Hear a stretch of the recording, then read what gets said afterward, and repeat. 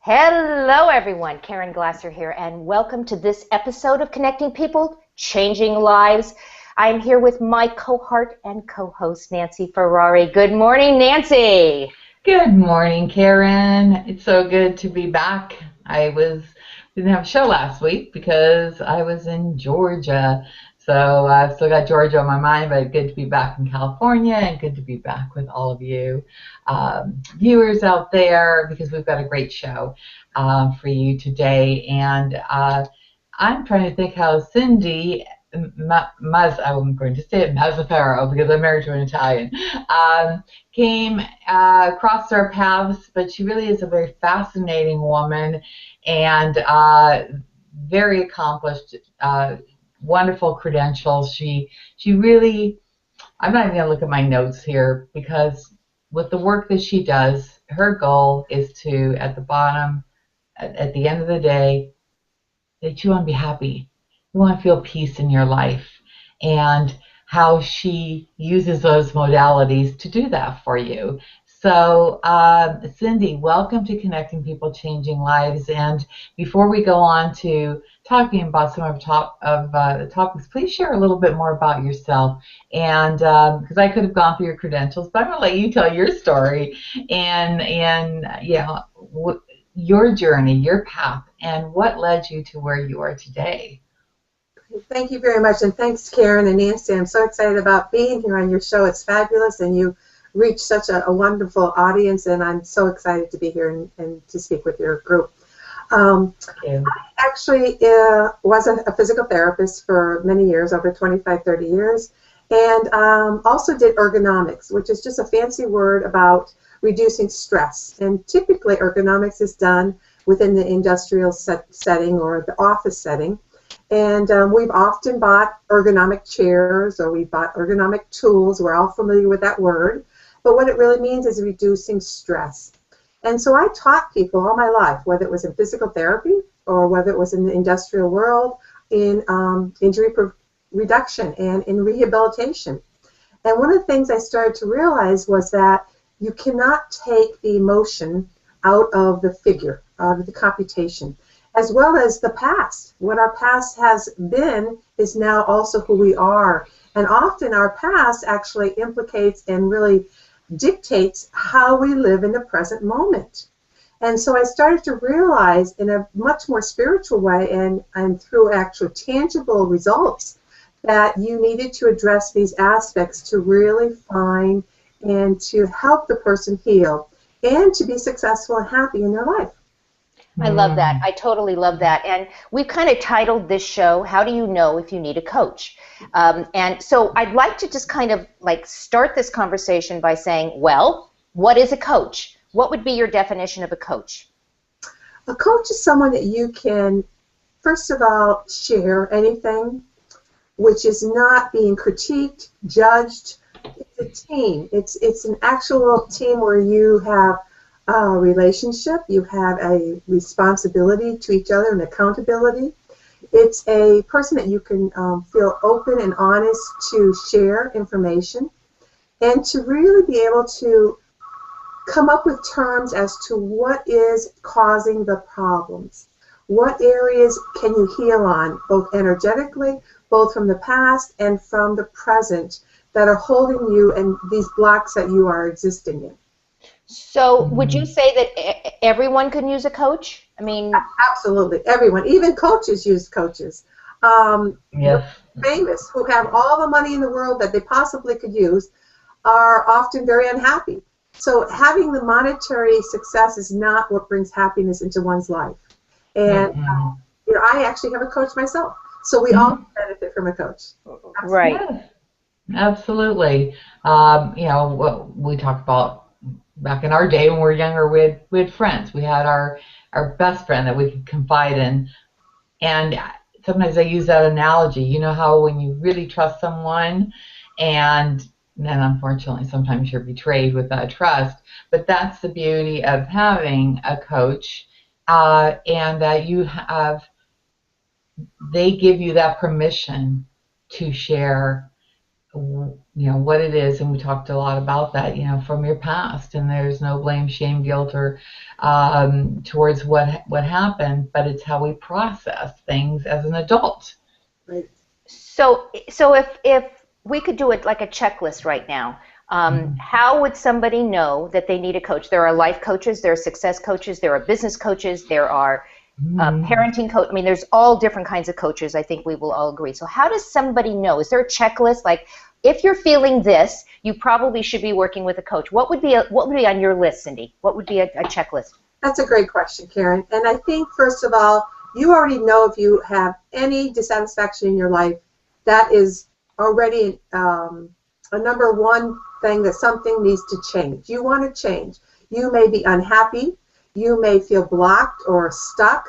You may feel that you're not good enough. You may feel dissatisfied where you are in your life. You may feel you're disrespected. You have no voice. It really doesn't matter. It may feel like your self-esteem is low, your weight. You may feel physically ill and not understand, why are you so ill? Why do I have the fibromyalgia pain? Why are my nerves also inflamed? So all of those things are aspects that will definitely tell you that there's problems. Problems with relationships is another big one. Not willing to take steps into the unknown, where it's very threatening and challenging, and you are more complacent and happy just being in the hamster on the hamster wheel, doing the same old thing, where it's all about everyone else and not about me. Well, it's like that expression, you keep doing the same thing over and over again and expecting, different results. So, how does somebody go about finding a coach then? Because I don't mean this to be derogatory to anybody out there that's listening. Everyone in their neighbor calls themselves a coach. So how do you, except for me and maybe a few others, but seriously, how do you know which coach to go with? Is it just a gut? Is it intuition? Is it because they have good credentials or somebody referred? How do you make a decision like that? Because I would think, just hearing what you're saying right now, this is a very serious decision as to who you decide you're going to work with. It is, and I think that's a really great question, because I believe that the universe will bring you the right teacher, the right coach, and you need to be open to receiving that. I think also the words that you say to friends and family and coworkers are actually the same words you need to hear yourself. And so hearing and seeing a coach, it's not about, when you go to a lot of sites, it's all about the money. They want you to hook up for this and hook up with this program. And to me, my work is not about the money. I really keep my rates very, very low. My job is to empower you, the individual. And it's also to make it personal and really transformative for you. I am not a cut and bake type physical therapist, and I'm not a cut and bake type coach, because what works for Karen might not work for Nancy. And our problems are different, and the way you handle them are different. And so when you look for a coach or you look for a car, you want to look for the qualities that you want in that coach. Someone that's tough enough but not too tough. Someone that you can really relate to and interact with and feel comfortable. If you've got this high-polished coach that all you feel like is you're clicking off the 60 minutes and they don't really care about you, then is that really a relationship you want to foster? So I think it's really important to have the same language, to be able to have someone that listens and hears. And I've been doing this all my life. As a physical therapist, when someone comes in and tells me about their pain, I have to understand what they're talking about. Doctors don't even usually do that. I have a son in medical school, and I tell him the best doctors are the ones that take the time to listen, because the patient will tell you what the problem is if you give them that time. Well, I'm just wondering then, do you think that the coach themselves needs to have gone through some of the situations in order to be a better coach, or is a coach able to look at the bigger picture without maybe even having experienced it? Great question as well. I think going through a similar experience is worthwhile, but I don't think it's necessary, because almost every situation has an underlying theme of a past history when we were wounded as a child, whether it's I'm not good enough, I'm not intelligent enough, I haven't been heard, I'm not lovable, I wasn't loved then, so I'm not going to be loved now, being ignored. There's so many integral parts that fit every scenario that you're going through. You know, my father left me when my parents got divorced. So I haven't been divorced, but did I have marital struggles? Yes. So I think that having a broader breadth and not just a very specific aspect that you're going to focus on, I think gives you more breadth, because life is not walking one balance beam, not walking down one particular partner's path. We have a very much more global look, and our life is more encompassing. So I think that having a coach that is well-rounded and having experiences and able to address a lot of the underlying causes is where you're going to get the best results. Mm-hmm. I agree. I agree with that. And something that's coming to mind is, being a coach myself, is that I reserve the right for who I'm talking to quote unquote interview me to see if we're a good fit for one another. And there again, your intuition is your guide. You'll know, and that's it. It's so important to have that connection when you say, because then that's when progress happens. Exactly.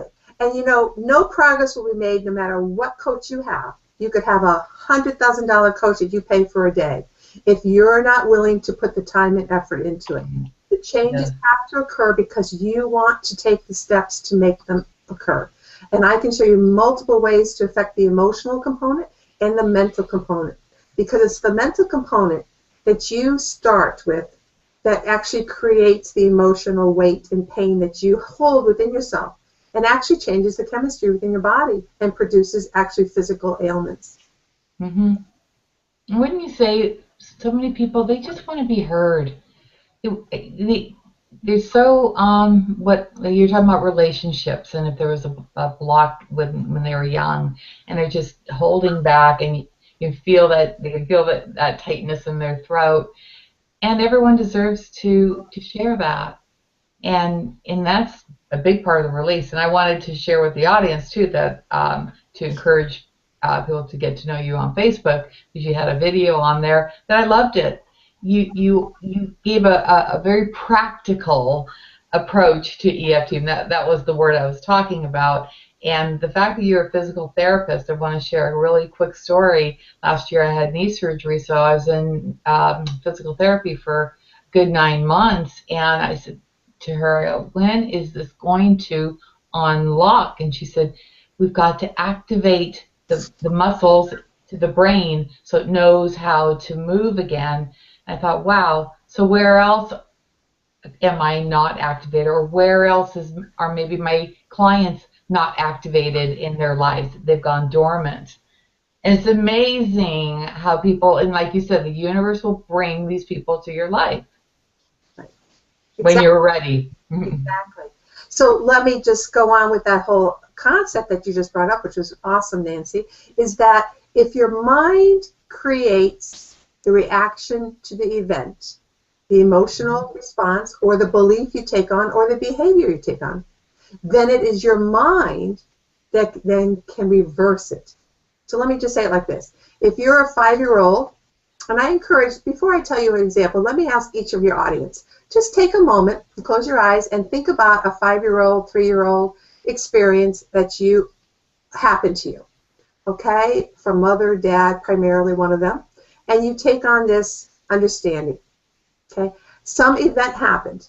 Now, your mind, as a 5-year-old, let's just say with a 5-year-old, understands a situation, and your mind is what creates your thought about it, okay? So the parents could have said everything perfectly. Let's not even say they're a disgruntled or dysfunctional family. Let's just say a parent said, you have to hold your mother's hand crossing the street. Okay, so if that mother says it every single solitary time, in those words, that tells the child what? Now, every child's going to take it differently, okay? You could have 3 children in the same family, but one might take it differently than the other one. So one child might take it, maybe they're the oldest child, maybe they're the youngest child. Where we are in our family order makes a big difference how we perceive, how we understand the event. So if it's, let's say it's the middle child says, I'm always stuck in the middle. How can I'm never the leader. I'm never going to be a leader. I'm never going to be a leader. A 5-year-old wants to be a leader, but they're taking on this understanding in their mind. They're thinking this. The mother didn't say anything wrong, right? She's worried about her safety of her child. We got to hold our hands. But the child is taking on the understanding that I need to be stuck in the middle to be safe. Stuck in the middle. I'm stuck in my life now as an adult 40-year-old, let's say, or a 35-year-old. I'm stuck. I can't be the leader. I don't want to be the follower either. I don't want to be at the end. I'm just stuck in the middle. So that kind of, if that's the understanding that this child took on, then this is what this is perpetuated out through their life. Yes. Yes. Just that word stuck. Yeah. Everyone can relate to that. And that's so well stated by you.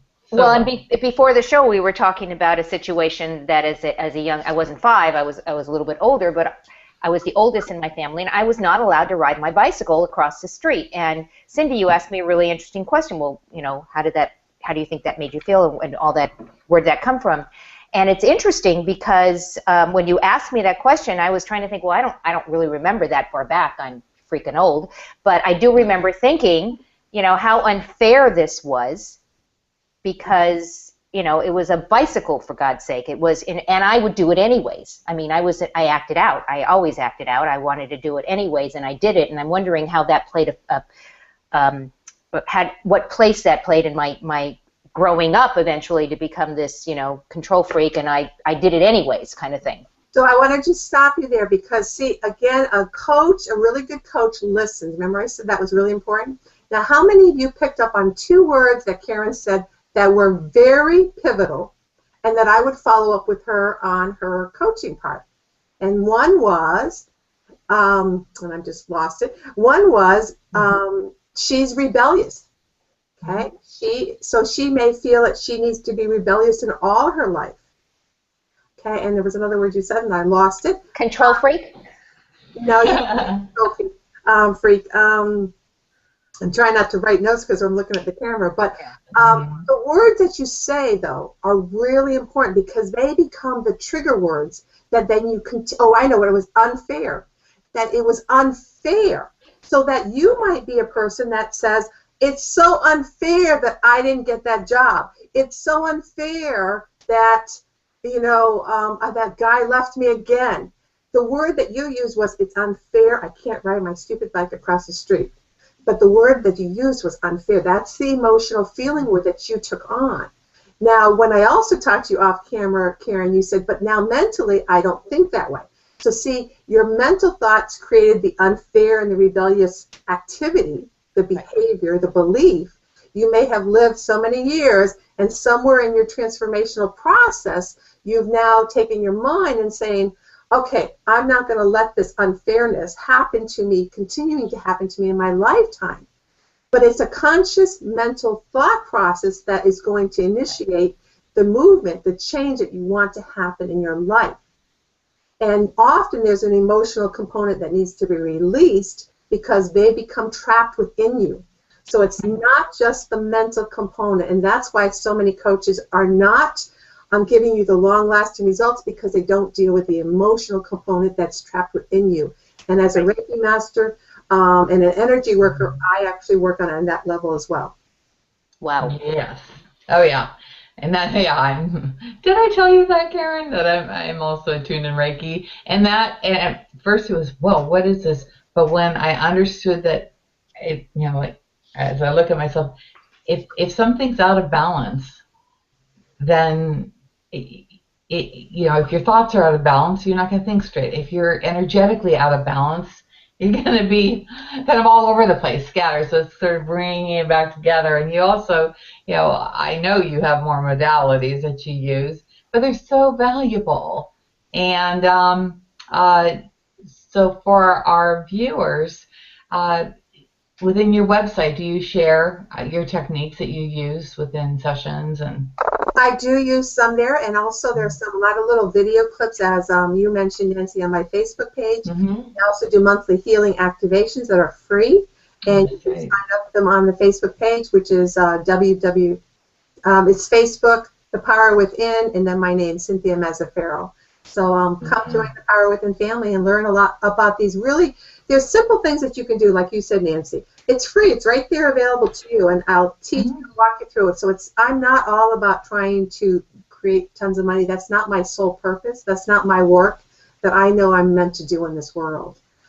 So I'm really... Bravo to you for that, because once so many people are seeking and searching. That was me about 7-8 years ago.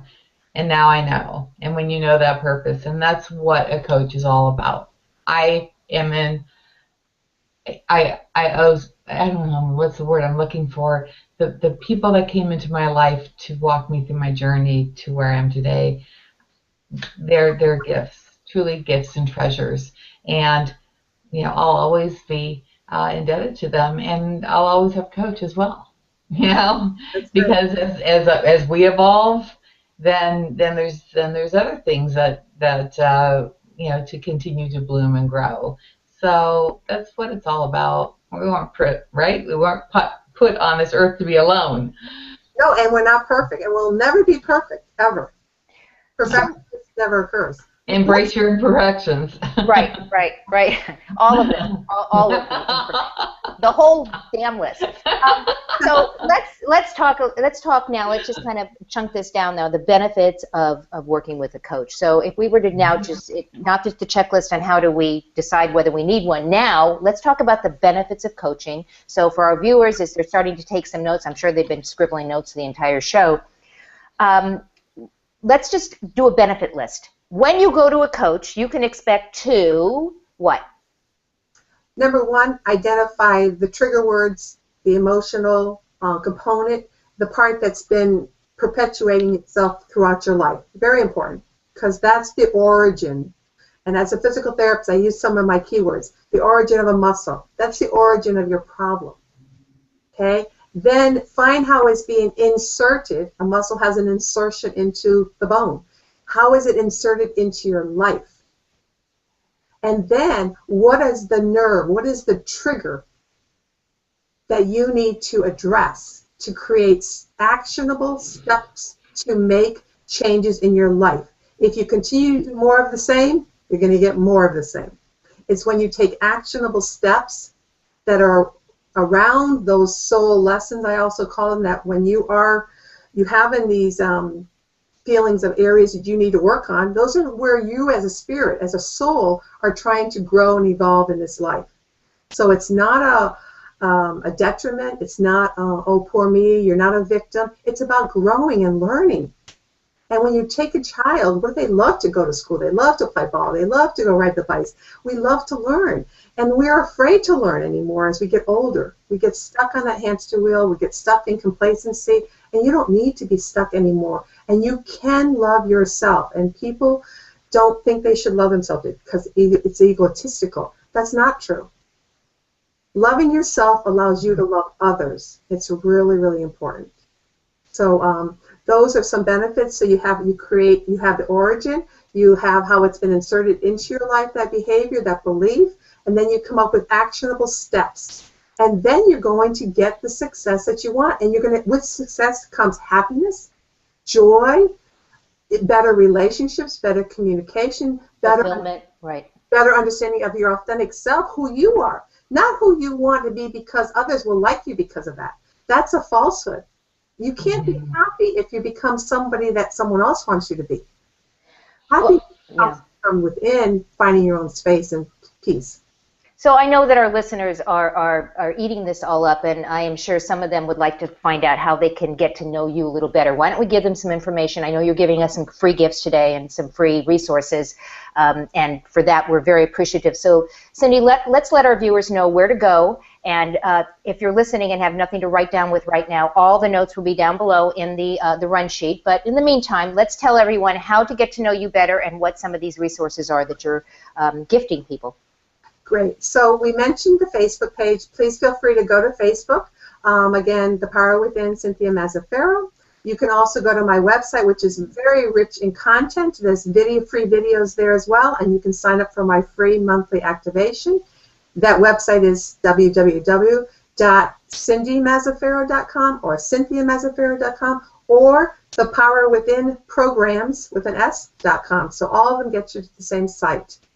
What I'm offering you today is if you end up signing up with one of my personal coaching programs, I will give you an additional 45 minutes free coaching time, personal coaching. The program already has personal coaching time in it, of course, but I will give you an additional 45 minutes with no additional cost. Very generous. Thank you. Thank you, thank you, thank you. And I know you have some stuff on your site as well that when they opt in, and you've got a bundle of gifts, right? Yes, and there's a free bundled gift that's totally free, no strings attached at all. It's 4 meditation Reiki healing sessions. This is a replay link that you will be able to listen to on different themes. And actually, as a Reiki master, I have actually allowed to have the energy go into these calls. So when you listen to it, you actually will be receiving the Reiki healing energy in addition to the meditation and content-rich that you will get from these meditations. It's very healing. I get testimonies all the time talking to me about the release. It's changed their lives, and I really encourage you to explore and really have fun looking at all the different options of what you can find there. Well, I think that's wonderful, and having been exposed to all of this through Nancy has actually opened my eyes to all of this. All I can say is get to know Cindy, get to know Nancy, but get to know and understand how this can make a difference in your life. Yes, definitely. Yes. So any last thoughts, Cindy, that you have that you'd like to share with our audience before we start to close down our show? Any last minute things that you'd like to share before I turn this back over to Nancy? I guess I would have to just ask each one of you that are listening here today that if this is not just about you. That's most important, because when you're happy, the world around you will come to you and be a more positive energy. When you're happy, you exude positivity, and more positivity will come back into you. When you're negative, then you have a negative energy field around you, and that the universal law of attraction says that more negative will come to you. And I encourage you to do this, to sign up and get a coaching program, but also do it so that your own children, your other relationships, your partner, your family members also can benefit, because you're not going to have them take on these self-imposed thoughts. Saying things differently can create a total different change in how they're going to respond, and that they're not 40 years later trying to have to relearn what they took on mentally at that time. Mm-hmm. Wise words. And I'm just so honored to know you, Cynthia. See, I said it. I can't control my thoughts rather than Cindy. But yes, I do encourage our viewers to connect with you. And what I know, you do this. There's other people that I've gotten to grow fond of as well as you. But to just set aside the time for your activation, your complimentary activation sessions. We all need peace in this noisy world, right? We've got stuff flying at us all around us, but we can control what we want to tune into. So I encourage viewers to tune into you, and once again, I look forward to staying connected with you. So thank you so much for being on our show. Thank you very much, both Nancy and Karen. Thank you so much. It was really wonderful conversing with you, and you do so much also for your listeners. So I want to just take a moment and thank you for all that you give. Oh, thank you. Thank you so much. And we want to thank our viewers, because we know you have a choice as to how you're going to spend your time each and every day. We are so busy, and we want to thank you for spending time with us, choosing to spend that time with us. So as we say every single week, welcome to the Connecting People, Changing Lives shows, and we will see you next week on the next episode of Connecting People, Changing Lives. Have a great day, everyone. Bye-bye. Bye, everyone.